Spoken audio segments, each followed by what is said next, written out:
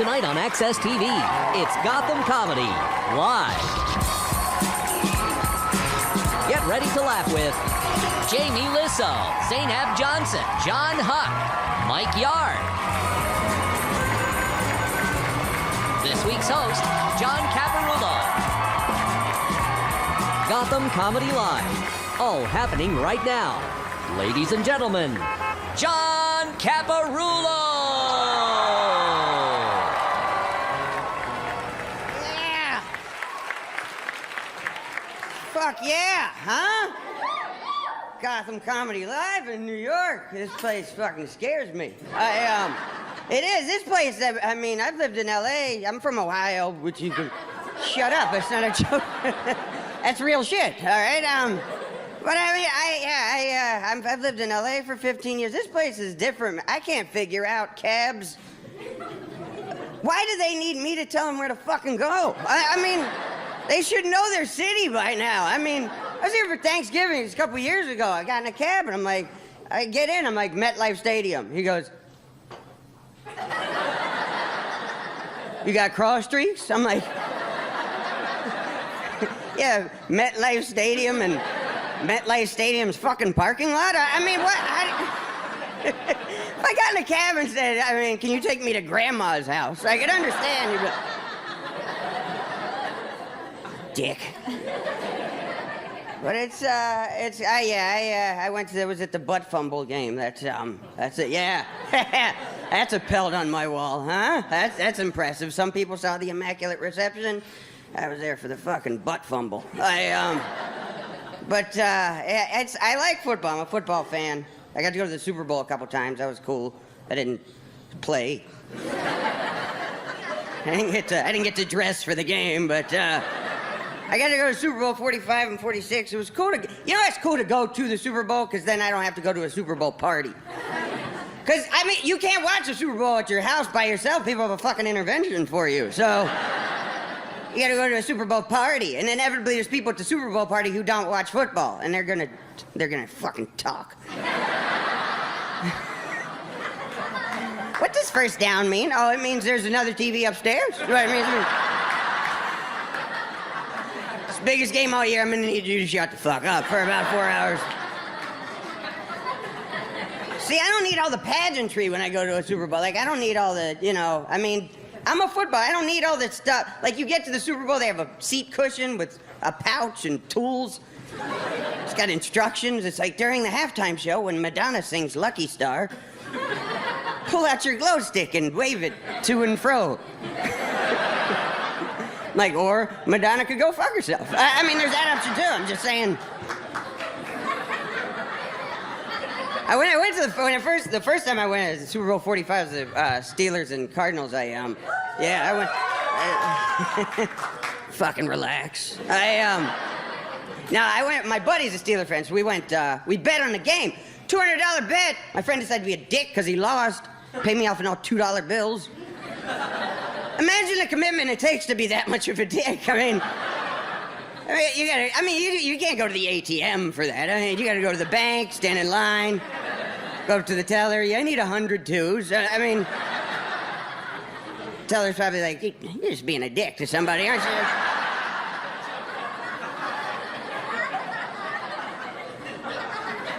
So I gotta spend 100 twos. That's not easy either. I mean, 'cause everywhere I go, I gotta pay with fucking twos.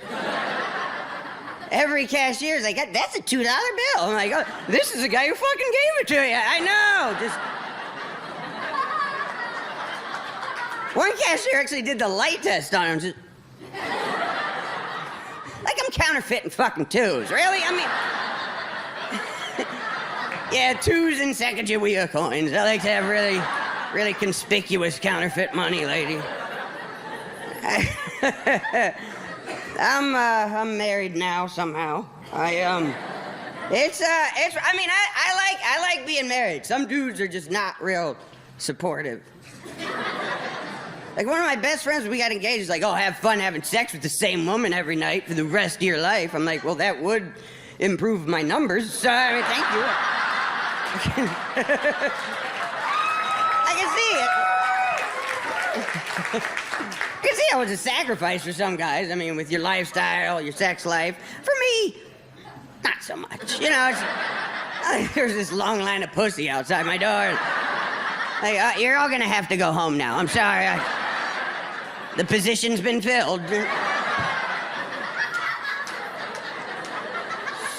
Pretty much a productive move for me. I mean, but yeah, we got married. We've been married 2 years. She wants to have kids. I guess we're trying.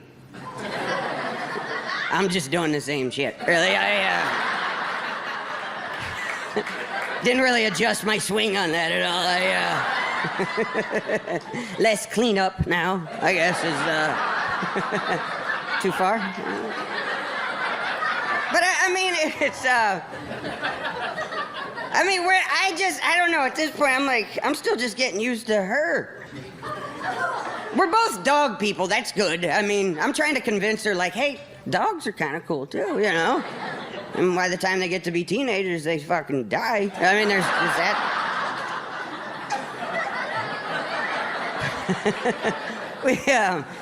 I couldn't imagine being with somebody who doesn't like dogs. Like, I went out with this girl a few years ago.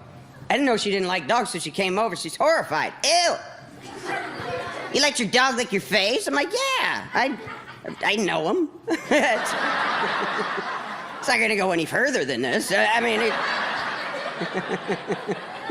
but he licks his butt. Well, not recently. I mean, it's kind of like the 5-second rule. Like, I don't let him go straight from his mud hole to my face. I like catch him licking his butt. Like, oh, hey, when you're done there, hook me up immediately.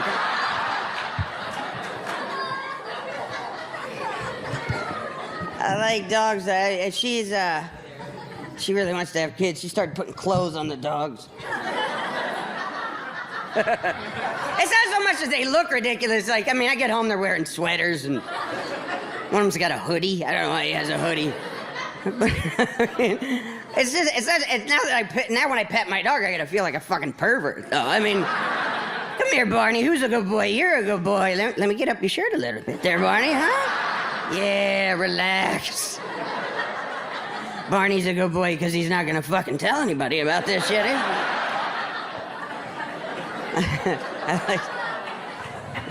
It's being married's different. There's now, you know, she tries to get me to eat healthier. She shops at Whole Foods. It's fucking hippie. I've been there once. I did like 3 laps with an empty basket and left. I was mad. I'm like, how are you people still in business? I mean, like, this lady's like, can I help you find something? I'm like, yeah, something I'd fucking recognize. It'd be fantastic. Yeah. Where's your Oreos aisle? Do you have that? I mean,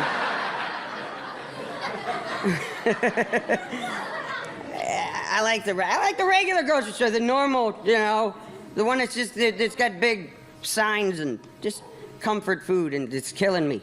You know, but I you know, the one thing I hate at the grocery store now, it still is do you get that where you're right as you're about to pay, and would you like to donate $1 to help fight muscular dystrophy today? No, I'd much rather look like an asshole in front of everybody else in line right now, actually. I'd rather leave the store as everyone glares at me like, what a cheap son of a bitch he was. What's his problem? I want everybody thinking I like muscular dystrophy. That's what I want, son of a bitch. Can you break a 2, motherfucker? Because I hate the You guys ready for some fun tonight, huh? Come on.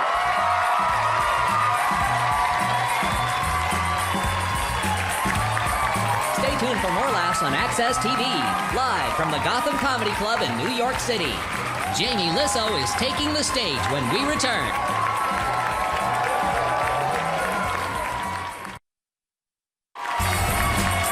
Welcome back to the Access TV presentation of Gotham Comedy Live. More laughs happening right now. All right, you guys.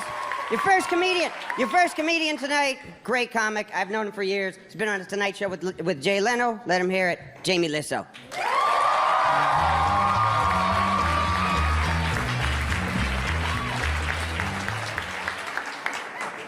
Thank you guys so much, man. This is thanks everybody for coming.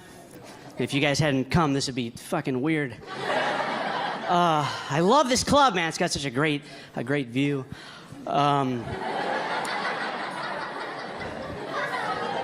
I hope this goes well because it's live, and it's like I always tell my friends, it goes better than it does.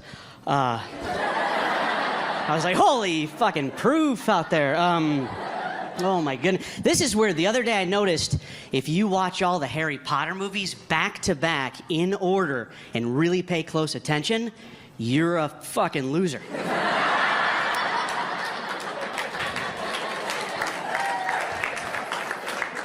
Oh, it's just gorgeous out tonight. New York is a weird place. I hurt my finger the other day, and I had to go to the emergency room, and the doctor looked at it, and he goes, man, Jamie, that is a bad fracture, but it could be worse. And I go, really? And he goes, yeah, you could be a magician. And I said, what do you mean? Because I wouldn't be able to, like, hold the tricks and stuff? And he goes, no, man, it would just fucking suck to be a magician, wouldn't it? That'd be a... Oh, man. So... That's cool. You guys laugh so hard, I was able to get rid of one of my jokes. Fuck, yeah, I hated that one. I've been doing it for 11 years. So I have a couple of kids back at the house, guys. Not in a weird way. I don't just have a couple of kids back at the house. That would be weird to admit that, you know. But I do. I have 2 kids at home, and sometimes people are like, Jamie, you have 2 kids. Do you have a favorite? Which is a ridiculous question, right? You know, obviously I do. You know what I mean?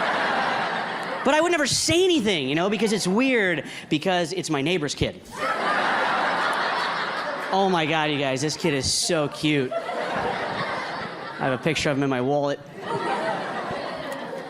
I used to live here. I used to live right in New York City, but it got too expensive for me. I had to live in a studio apartment. I don't know if everybody here knows what a studio apartment is. Basically, it's where you live in one room and you pretend like that's fucking okay. That you... My friend came over, he's like, dude, here's your new apartment. Thought maybe you could show me around your place. Which I don't know if you guys ever given a tour of a studio apartment. But it always goes the same way. You know, you're like, okay, and right here we have the... And then you just start crying because your life is shit.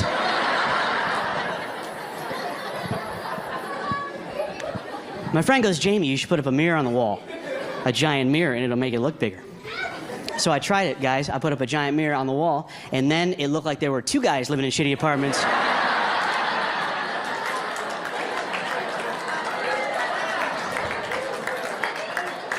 2 failures in matching pajamas. Like, oh my God, that guy's trying to hang himself too.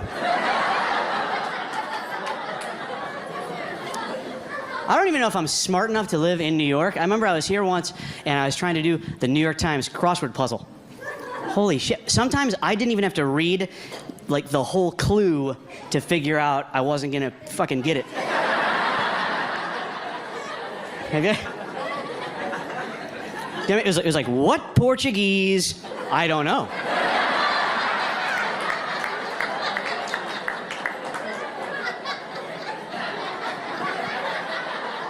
I don't think I know one Portuguese thing.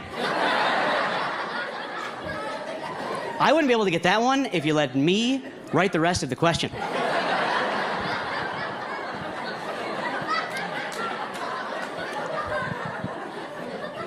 So I have these kids, right? And do you know there's milestones you want your kid to hit when they're little? Like you want them to like crawl at a certain time, and then you want them to walk. That's important. But do you know there's this one I didn't know about that women usually know? Do you know the first milestone when they're a baby is you want them to like flip over? Right? That's like a big thing when the baby flips over from front to back. That's a real thing. I didn't know that was a thing, right? And my wife, when we had a baby, one day she goes, Jamie, get in here. The baby, Charlie, is about to flip over. And so I just didn't go in there. You know what I mean? I just didn't. Why would I go in there to see? So I just stayed watching TV. And then she comes in, and she seemed. I don't want to use the word agitated because it's not strong enough. But she goes, you missed it. Charlie flipped over, and you missed it. And I go, who gives a fuck? That's what I said without thinking. I said, who gives a fuck? And then she looked at me so angry. I said, no, I mean like a cheer, like, who gives a fuck? I do. Yeah. That's a real thing, you guys, to flip over. I remember my wife's friend was over once, and they were all worried because she was like, oh man, Cindy is almost 9 months old, and she hasn't flipped over yet, you know. And I was like, yeah, I don't think it fucking matters. You know what I mean? Sorry to interrupt, but I don't think it matters. And she was like, well, how do you know? And I go, no, I'm just saying Cindy, you know, she might not be doing it now, but she'll be fine. She'll be fine. But she says to me, and she goes, well, how do you know you're not a doctor? And I go, well, here's how I know. All of us in this room, you know, we don't like know someone at work that can't fucking flip over. Do you know what I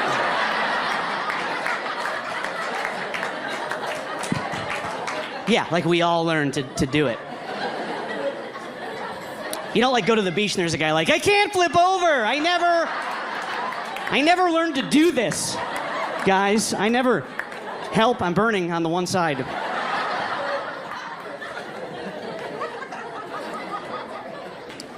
It's weird having a little girl too, because there's gonna be talks we're gonna have and stuff. There's boys are gonna come over, she's gonna get, you know, tits or whatever. And you're not, I probably won't use the word tits, you know, but it's, but what I thought was, I was thinking a great idea would be to just teach my daughter to give the best hand job in the world. And, well, no, like I wouldn't teach, hold on, hear me out here, guys. I think you should just give me a second on this one. Well, all I'm saying is a hand job, think of all the good things that come from a hand job, okay? There's no baby. That's why they call that a happy ending, because there's no baby. And there's no diseases, okay? Listen, guys, I'm just saying that I don't want my daughter to end up on one of those MTV shows, you know what I mean? There's no MTV show called 16 with cum on my hand, you know what I mean? There's no, right? Oh, you know what?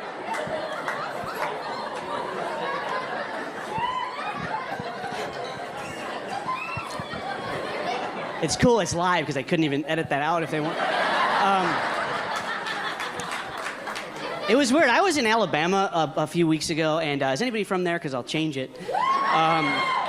It was a wonderful place, though. But after the show, this one guy came up to me. He was like, "Hey, man, you know, I never heard of a studio apartment until you mentioned it." We talked for a little while, and he asked me how much I paid, and I told him, and he was like, "Dude, you're a fucking idiot." That's what he told me. I was like, "What are you talking about?" And he goes, "Do you realize for that much money here in Alabama, you could literally live in a 10-bedroom house on about 100 acres of land?"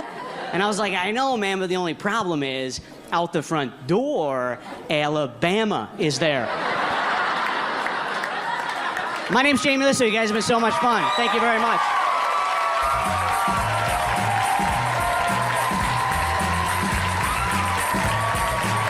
Stay tuned for more laughs on Access TV, live from the Gotham Comedy Club in New York City. Zainab Johnson is taking the stage when we return. Welcome back to the Access TV presentation of Gotham Comedy Live. More laughs right now. Your next comic, you know her from Last Comic Standing. Give it up for Zainab Johnson. Let her hear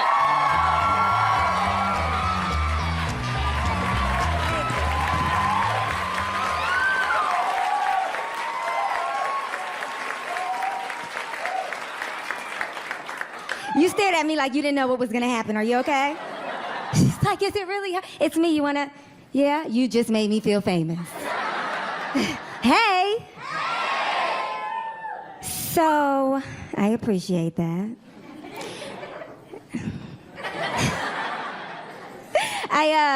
They say black people are always late. Who says it, sir? You do. Yeah. It was my New Year's resolution. I was like, I hate when they say black people are late. I'm not gonna be late anymore, right? But the thing is, when you show up on time, you notice when everybody else is late. Like my one homegirl, she's disrespectfully late. Like I try and trick her. The show starts at 8. I'm like, it starts at 7:30. She still gets there at 9:45. Disrespectful. We got into an argument. I said, you don't have any integrity. She said, Zainab, you don't get it. The reason why I'm always late is because I need time to do my hair. Okay, hair joke. Thing is, her hair never looks good. So now every time she walks in late, I'm like, you could have been on time. You could have been on time. I'm from New York. I'm so happy to be home. Yes. I live in LA. I live in LA and I live in an area called Hollywood and Highland. Somebody told me, oh wow, you're from New York, you live in Hollywood and Highland, that must be just like Times Square. No, it's not. Times Square, you see people going to work, coming from work, handling business. Hollywood and Highland, I walk out my door, I see the same homeless woman shitting in front of Starbucks. Every single day, I think that's the way she communicates. And I'm a little bit envious because every time I see her, I'm like, how are you getting so much waste? I have to drink a kale smoothie every morning. But you, seemingly with nothing, are shitting effortlessly.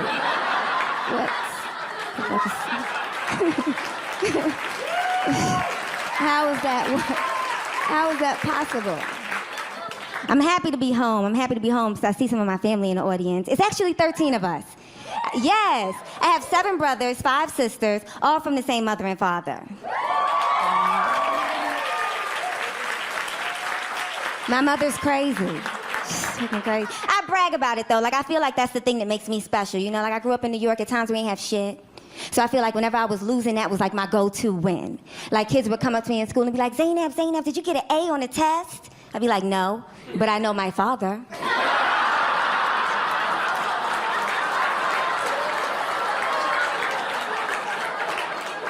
I come from a 2-parent home. What are the odds? When I played sports, if ever I lost, the other team would be like, we won, that's why we won. I'd be like, you won today, but who's winning the custody battle between your parents? You might have to change school districts. I want to be married. I really want to be married. I think marriage is great. I came from parents that are married, grandparents that are married. I feel the pressure, though, to marry a black guy. Besides the obvious reasons, like I'm black. But of 13 of us, 6 are married. Of those 6, nobody has married a black person, not one. Like, we were so happy when my brother started dating a black girl, we didn't care he was cheating on his wife.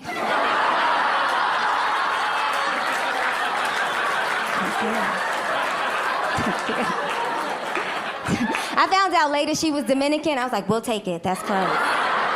That's close. It's so interesting though, like we're so different. It's so interesting to see 13 people grow up in the same house and be so different. Like my sister, she's older than me, but she's always been like bougie. You know, like extra bougie. She just married this, a British guy from the UK, older, with a little bit of money, you know? And like people, she's in the audience, she just said a lot.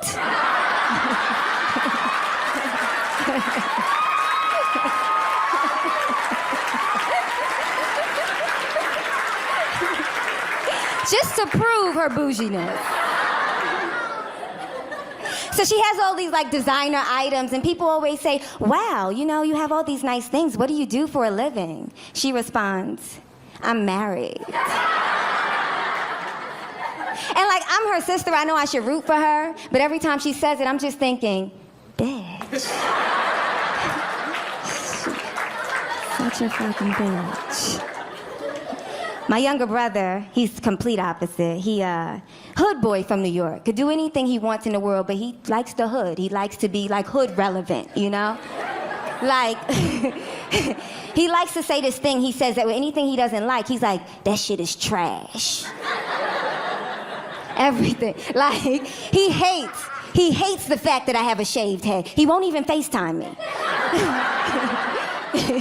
He hates it. He says every time he sees me, he says, Zainab, man, that shaved head, that shit trash. That shit. But he says it like he cares about that shit trash. And he always follows it with, that's a fact. Like,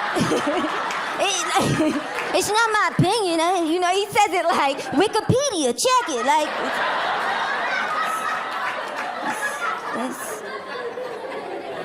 he said, Zainab, what are you doing? I said, I'm in my car. He said, drive down to the city dump and stick your head in, because that shit is trash. That's a fact. He says it about anything, though. He can see a pretty girl he likes. Yo, I'm trying to take you out. No, I'm good. Oh, she trash. That's your fact. Like, he got, like, like, he got to tell all the guys that's going to try and holler at her, nah, she trash. That's a fact. She be wearing lip gloss. Like, she anything. I'm like, yo, Ab, you want a banana? Nah, bananas is trash. They got too much potassium, that's a fact. My little sister, she had a baby. We go to see the baby. Newborn baby, we're saying everything you say about a newborn baby, right? Oh, the baby's cute. Oh, wow, he looks like you. Oh, my God, you pushed out a 9-pound baby? My little brother walks in the room. Oh, that baby trash. That's your fact. He pointed at it like it was a crime scene. That's your fact. I said, you can't call a baby trash. He said, man, he trash, his pop's trash, that baby trash. That's your fact. He was the first person that had the baby's picture screen saved in his phone. I said, I thought you said the baby was trash. He was like, that's my nigga, though. It's the most inappropriate baby conversation I've ever heard. He hit me on Facebook the other day, and I wish that it was a private message, but it was on my wall. And it read, Zainab, grow your fucking hair back. You got people thinking something is wrong with you. For real, grow your shit back.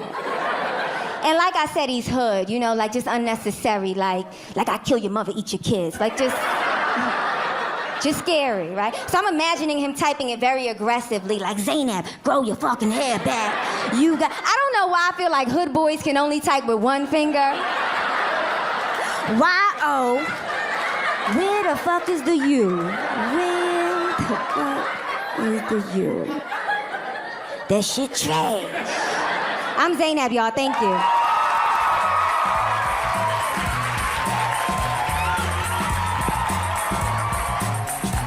Stay tuned for more laughs on Access TV.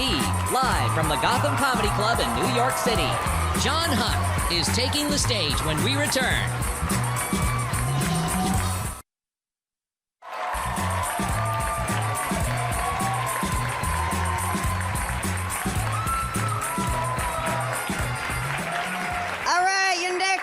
Is the co-host of the Full Count podcast. Give it up for John Huck.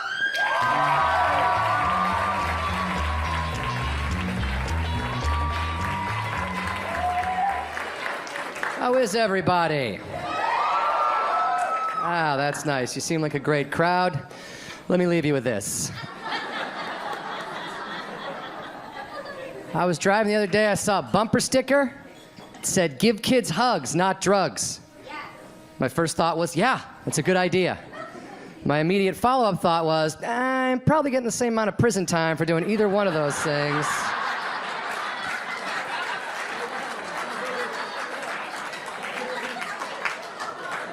I feel like I'd be better off going to a crowded playground and just throwing out fistfuls of crack rock like birdseed, rather than showing up like, hey, who wants a hug? Come on, give me a hug! What's that, officer? No, I don't have children of my own. I saw a bumper sticker and I do what signs tell me. I'm an idiot. Sorry if I seem tired. I've not been getting the proper amount of sleep lately. Where I live, the communal washer and dryer to my entire apartment complex backs up to my living room wall. Right. So I can hear people doing laundry all hours of the night and day, which is not a big deal as long as people are washing human laundry. Shirts, pants, socks, stuff like that. Got a new neighbor who doesn't understand that? Every other day, she's like, what? It's 3:30 in the morning. This is a perfect time to wash a load of zippers, nickels, and drill bits.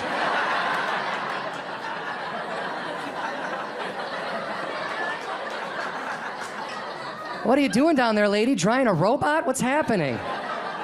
Oh, no. It's just my belt buckle collection. I've only got 2 more loads, spark plugs and old bike pedals. Oh, thanks. Thought I was doing okay in the looks department, but ladies have spoken loud and clear, and that is not right.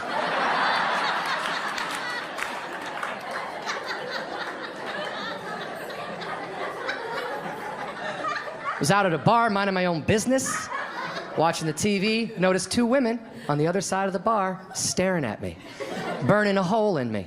So I was like, I should go talk to these ladies because I think that's how society works. I have no idea, really. I don't get out a lot. So I casually walk up to these ladies and as smooth as I could introduce myself. Hi, I'm John. Couldn't help but notice you were looking at me studying me from afar, you know? And this one girl cuts me off. She goes, yeah. Because if anything weird happens to me or my friend here, I won't be able to describe you to the police later.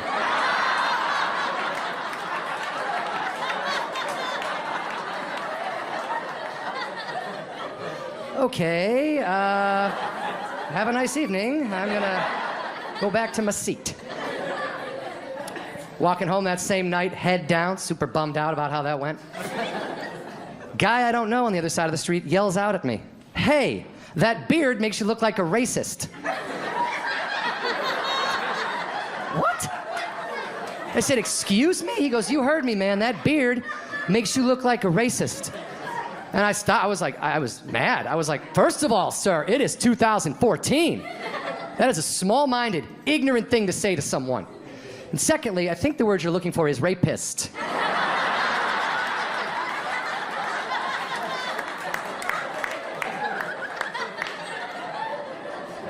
It's a P, moron. It's a P. Ignorance is everywhere, though, guys. You can't learn everyone all at once, anyway. I don't think I'm going to have children. I don't think that's in the cards. Not because I'm anti-kid or I hate kids or anything, but I'm actually afraid of dad anger. In case you don't know, dad anger is a disease that affects 99.9% of all men with children. And I've seen it firsthand, and I don't want it personally. I remember being 7 years old, looking into the kitchen of the house I grew up in, and I could see my dad in there. He was getting into a fight, a physical altercation with a piece of individually wrapped American cheese. And it was just getting worse and worse. He was like, "Oh, fucking cheese. God damn it, cheese, cheese." He rips it in half, throws it on the ground, storms out of the kitchen. I'm 7. I'm like, "Oh my God, he hates cheese. I don't want to be an adult if I can't love cheese. That looks awful." As I got older, though, I realized that wasn't about cheese at all.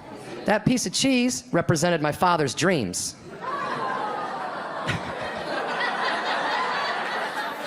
And his hands represented what me and my brother had done to them. Could have been a National Geographic photographer, fucking kids. And I want to love cheese forever, so I'm not going to have children. It's a math problem. I like baseball. I watch a lot of baseball. You guys like baseball? All right. It's a better response than I usually get. No, I like baseball. I watch a lot of the Major League Baseball Network, which is a channel that talks about baseball 24 hours a day, 7 days a week, 365 days a year. And it's really exciting when the baseball season is happening, right? But in the off season, it takes a little bit of a dip in the action. I was watching it one day, like 4 months before spring training, and these two guys on there, I felt bad for them. They were like out of topics, right?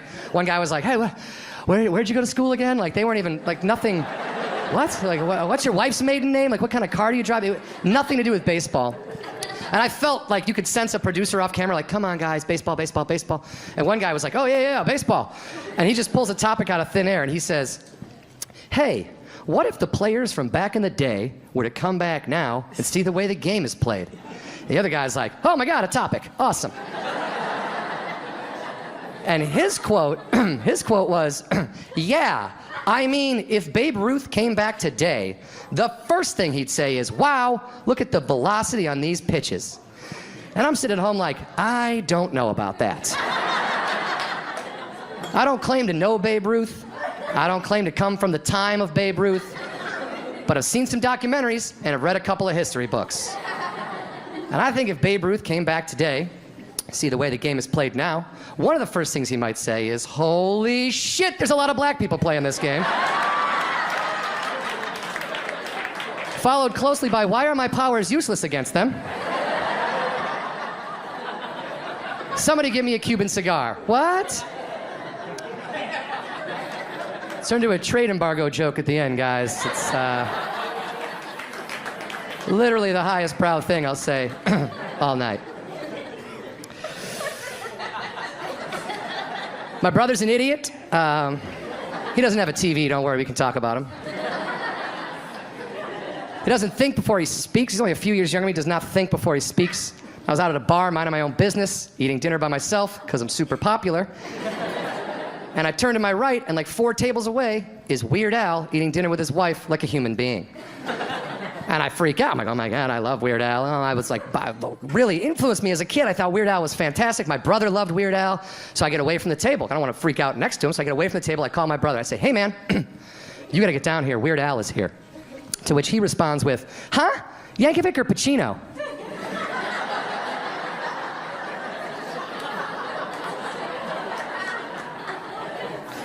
Yeah, dude, Weird Al Pacino is down here.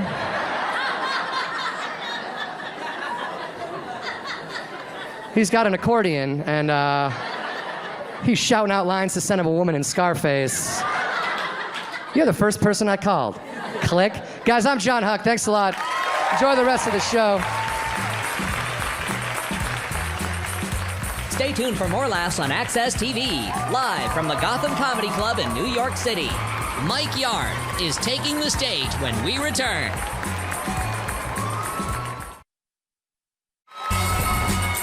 Welcome back to the Access TV presentation of Gotham Comedy Live. More laughs happening right now.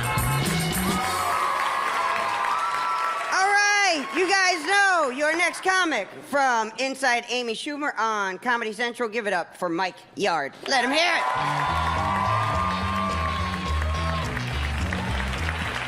Hey, what's up? All right, that was kind of whack. Thank you. 40,000 people in here, but you're the only one. I appreciate that. I don't blame y'all. I don't want to be here either. I really don't. If I didn't really need this $25, I would not fucking...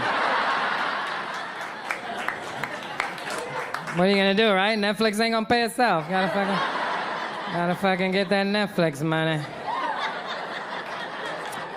I'm lying. I love doing this job, man. I love doing comedy. I can't do anything else. I tried to have a job. I did. I used to have a regular... Why are you laughing? I did. I used to have a regular job. I was in the Matrix, but I had to get the fuck out. Because the Matrix is scary, yo. You know what it is? There's too many rules when you got a job. Like, I'm not a rule person. You gotta know who you are. There's no rules to comedy. That's why I love doing this. No fucking rule. None. The only rule is be funny. That's it. And you don't even have to do that sometimes. There's a lot of times where you look at the audience like, my bad. I thought this shit was hilarious when I wrote it. It's the only rule of comedy. There's no drug test to this job. None. None. You hear me? I could have shot dope right before I came up here. I could have been in the hallway. Could have came on this stage. Y'all wouldn't give a damn as long as I was funny. That's all you want. That's what you paid your money for. I could have came on this stage and be like, yo, so I was on the subway.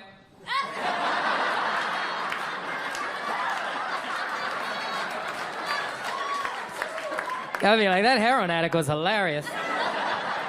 The way he kept nodding out in between jokes was suspenseful. I can't do it, man. It's too many damn rules. Like most jobs, you gotta be there, what, like 8, 9 o'clock in the morning, right? 8. Now, like, why? Why? I'm not gonna work at 8 o'clock, so why the fuck am I here, right? I could have had my coffee and bagel at home. You're just making me uncomfortable while I eat my breakfast. Because I'm gonna eat regardless. Fuck this job. 8, 9, that's too early. And then they want you there for 8 hours, minimum. Most people do more than that, but minimum 8 hours. Like, what? 8 hours? What the fuck? Like, what are we doing here that gotta take 8 hours to finish? Like, what are we, saving the world here at Staples? What the fuck is really going on? 8 hours, that's too much time. That's too much time. There is nothing in my life that I want to do for 8 hours in a row. You know how long my workday is doing comedy? 10 minutes. 8 hours is ridiculous, yo. That is 1/3 of my day, right? Let's do math. I think I'm right. Any Asians in here? Ain't 1/3? Oh, I'm sorry. Did I just disrespect the Asians by saying they were smart at math? My bad. 8 hours is 1/3 of my day. That's 1/3 of my day that I have to spend around people I don't really fucking like that much. Because let's be real, everybody in this room has at least one person at your job that you look at every day. And you're like, when are they gonna fire this motherfucker? Am I lying? Okay. And if you're not laughing, you're that person. They don't like you there. They don't like you. You did it to yourself. I didn't do it. It's too much time, man. It's too much time to dedicate to one thing. Let me give you a better example why that's too much time, right? I got a son, and I love my son to death, man. I would die for my son. That's how much I love him. If I'm in a situation where somebody got a pistol to both of us, and they're like, one of you guys got to die, and the other one gets to live, then you got to kill me. It's not a discussion. That's how much I love my son. You got to kill me so he can live, right? But I have never spent 8 hours in a row with that little motherfucker. Okay, let me tell you something. After about 45 minutes, I'm like, yo, don't you got Xboxes and shit you need to go play? Like, why are you hanging out with me, yo? Go do young shit. Like, I can run for no reason. Get out of here. I feel like some people judge me when I call my son a motherfucker. That's because you don't know him. Look, people always take his side because he's a kid, but my son is an asshole. Like, I love my son. Like I said, I would literally die for my son, but he's an asshole, all right? Okay, listen to me. Everybody in this room has had a conversation with somebody, and when that person walk away, you're like, what a fucking asshole. Okay, that person had parents. I happen to be the parent of an asshole, and I've come to terms with that. Okay, let me tell you why I call my son an asshole. This is the most recent thing that he's done, right?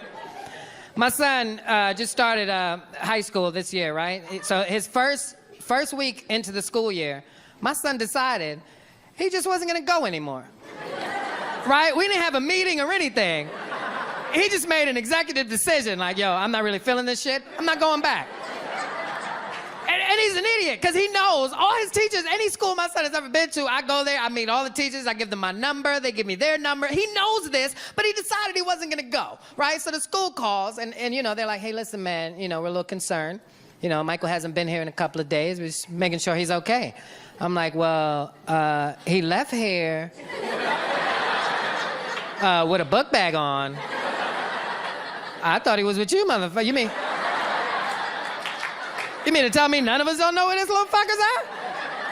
And then he comes home from school on time, mind you. My son is a math genius. He comes home exactly when he's supposed to come home, all dramatic, dropping his bag. Oh, what a day. And I'm sitting there like, really? So I go, you know what? Let me see how far he gonna take this. So I go, hey, listen, how was school today? He goes, it was good, you know, a little rough, but it was good. I'm like, so you're gonna go with that? He goes, yeah, what happened? I said, how was school today? He goes, it was great, you know, like I said, a little tough. It takes some getting used to, but as high school is different, but you know, it was okay. I'm like, so you just gonna up it a notch? You fucking asshole. He said, why? What happened? I said, they fucking called. Why do you think I asked you twice? I heard you the first time, but I wanted to give you a dumbass an opportunity to take it back, but you went further from it was good to it was great. I'm like, what a fuck? And it pissed me off, because I told my son a long time ago, I said, listen, man, because when I was a kid, when I was in high school, I had to work. You know, we didn't have money like that. So I had to work and help out in the household. He don't got to do that. I said, right now, your education is the most important thing in your life, and you're not going to school is unacceptable. As long as I'm your father, that's not happening. So I said, since you can't find a school, I'm going to take you to school every day, because I know exactly where it is. And he got excited. He's like, oh, I get a ride to school. I don't got to take the subway. You know, it's New York City. You got to take the subway to school. He got a little excited, but he forgot in his excitement that I was a comedian. So what I did was,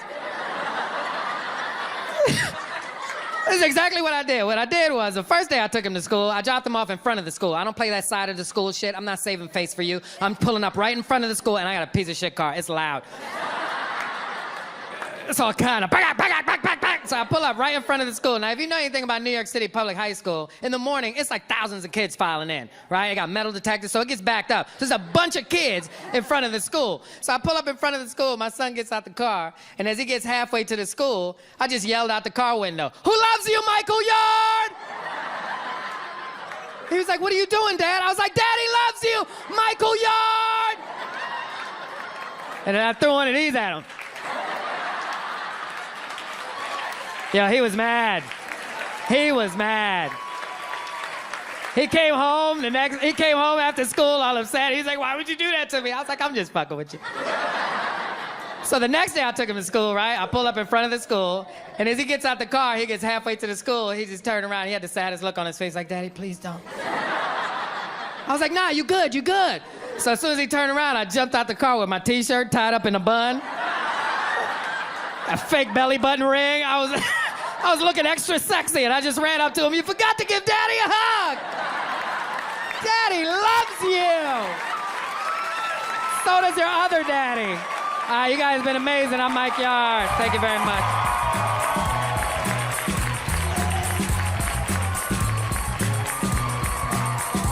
Stay tuned for more laughs on Access TV, live from the Gotham Comedy Club in New York City.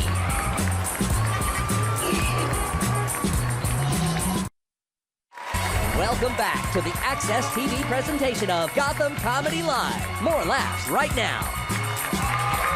Yeah! You guys have been phenomenal tonight. As like Jamie said earlier, it's so much better when there's people. It really is. I remember one of my first shows in Los Angeles. I did a show for one guy. I was mad that he fucking stayed. I'm like, what do you want? Just go, man. It's not even a show, it's a fucking conversation, except I'm louder. It's just weird. All right, we're gonna bring up the comics that you saw tonight. Come on, guys.